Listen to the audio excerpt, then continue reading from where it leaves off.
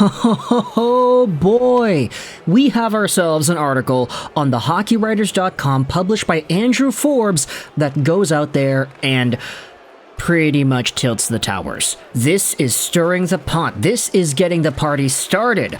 Let's talk today about some Toronto Maple Leafs trade ideas that have been tossed out there in different articles around the internet, and describe the ins and outs of these ideas, whether or not they'd actually make sense, and what fans seem to think about them.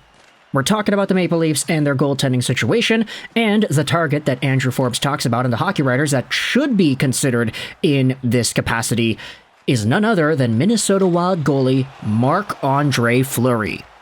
Now, I'll leave a link in the description if you want to go ahead and read the piece, as we are going to do in this video. But before we dive into that, I wanted to go over the profile, of course, of Mr. Marc-Andre Fleury, because at this point, I think everybody kind of recognizes just the legend that he has been in the NHL.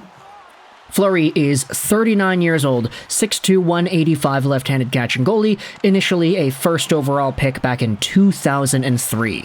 We all recognize that this is the profile that Fleury has, as he has been pretty much a showstopper ever since making his debut with the Penguins the very next season after getting drafted.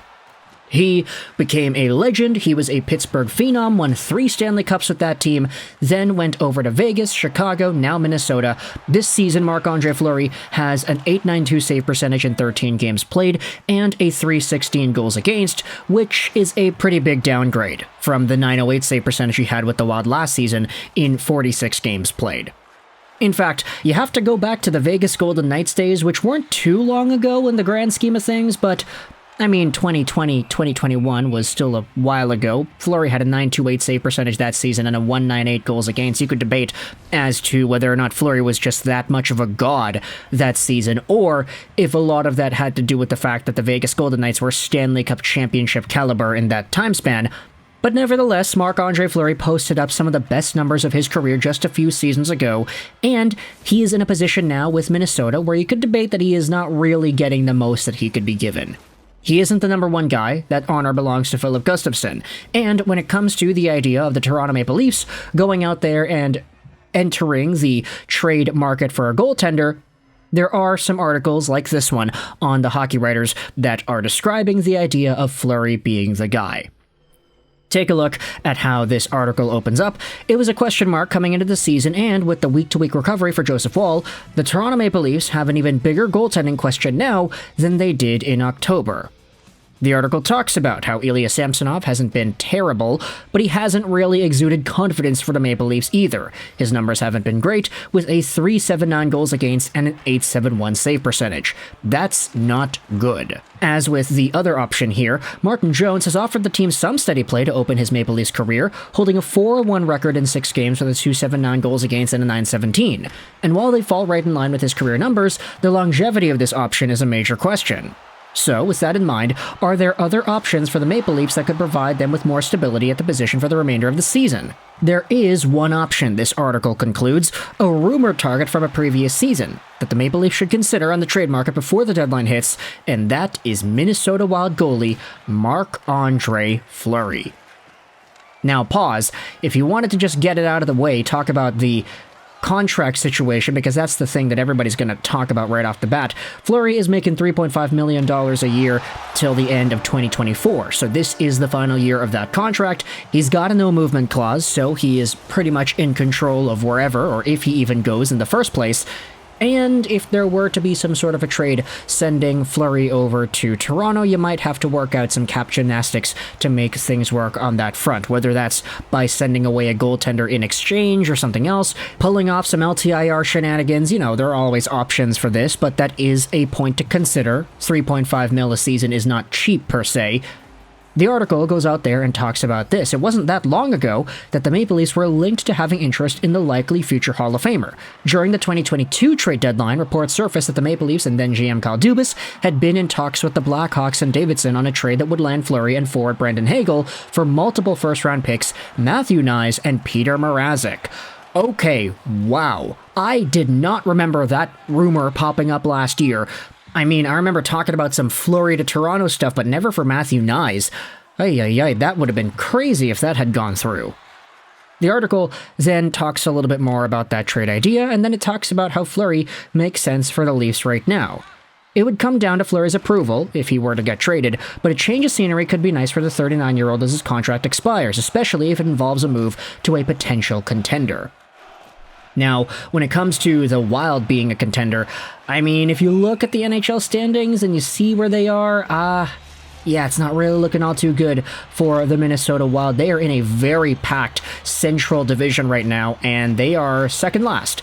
36 points in 33 games played. Now, to be fair, they're only 2 points removed from 4th place in the division and what would essentially be the first wildcard spot. This Central Division is screwing everybody else in the West up because it's so tight up there at the top.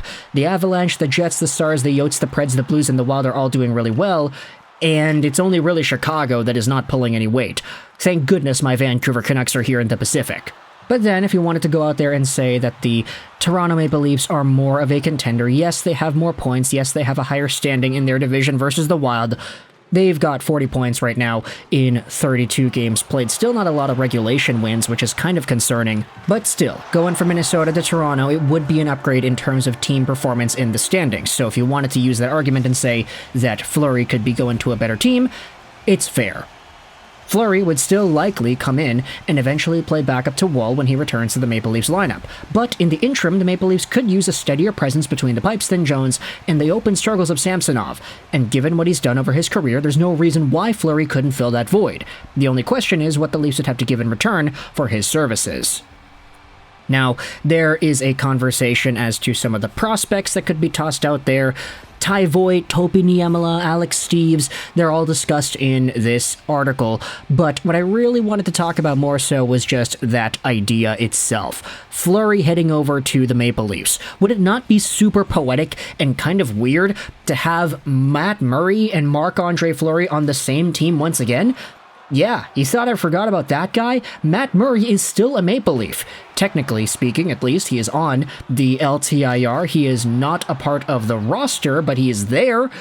This would be a reuniting of the ages, and if you consider that Fleury and Murray would both be on this cap hit, making about $7 million total, it does get a little bit poetic when you think about Kyle Dubas going over to Pittsburgh and having that legacy shift itself over to Toronto. I get it, Matt Murray is not making anything against the Leafs cap because he's on the LTIR, but it's just kind of funny seeing that coordination be put in there. You know, the hockey gods have a weird way of working things out. Matt Murray was terrible for the Toronto Maple Leafs when he was there. Maybe Marc-Andre Fleury, should he find himself over onto the Leafs, maybe he'd have a better fate. Who really knows? But at the end of the day, let me know your thoughts in the comment section below about this entire idea of Fleury over to the Leafs.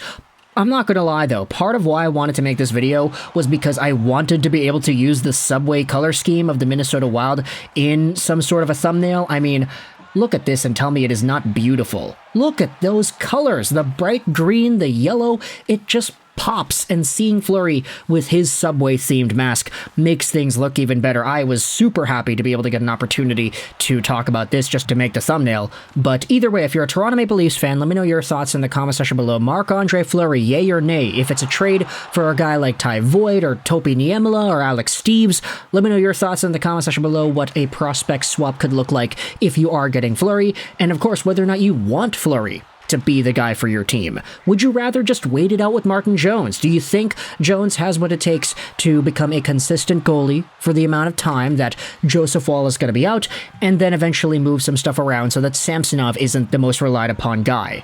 You want to go with Woll and Jones at this point, right? Or do you want to go out there and make this trade? Let me know your thoughts in the comment section below. I hope you enjoyed this video. Article is also going to be linked in the description if you want to go ahead and read more about it, because we did not go over every single paragraph in this video. And bye.